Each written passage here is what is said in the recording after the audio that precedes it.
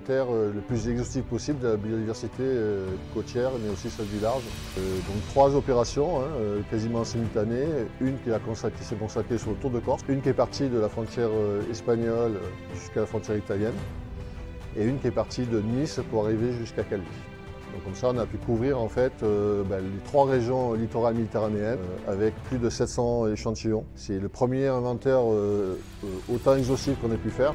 Là, en fait, on a pu faire un état zéro en fait, qui va nous permettre de caractériser la biodiversité dans des secteurs qu'on connaît pour voir leur évolution, mais surtout dans des secteurs qu'on ne connaissait pas jusqu'à présent. Donc ça va nous permettre d'avoir une meilleure image de cette biodiversité sur le littoral méditerranéen français, quoi. Et puis pour le coup, d'être en capacité de pouvoir, le cas échéant, définir des mesures de protection ou des mesures correctives si on voit qu'effectivement cette biodiversité, elle est altérée.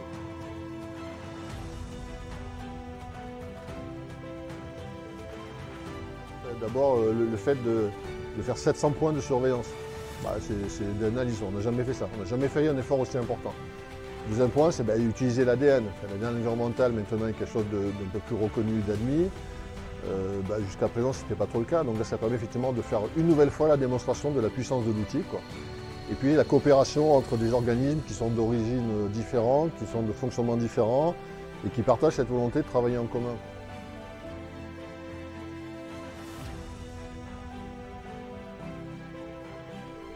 La Méditerranée est une mer qui est bordée par 22 pays, 21 plus 1. On contribue finalement à de l'échange d'informations, de la formation, à de la capacité building en fait, dans des pays riverains à la Méditerranée. Donc on accompagne en fait, les États membres en fait, et leurs organismes en fait, à se former aux nouvelles techniques, par exemple en matière d'évaluation de surveillance. Et on a un cycle en fait, de formation qui est engagé avec nos collègues du Conservatoire du littoral qui va nous amener, y compris à leur présenter finalement tout l'intérêt de l'ADN environnemental. Et si effectivement cette thématique-là est appropriée par nos partenaires de la rive sud notamment, va se mettre en place derrière toute une logique de formation, d'accompagnement et de montée en puissance de cette technique de l'autre côté de la Méditerranée.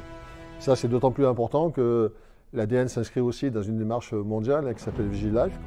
Et donc plus en fait les États membres et plus en Méditerranée on sera en capacité de faire des inventaires corrects sur la biodiversité marine, plus tout le monde sera enclin de prendre des décisions qui vont bien pour protéger cette biodiversité.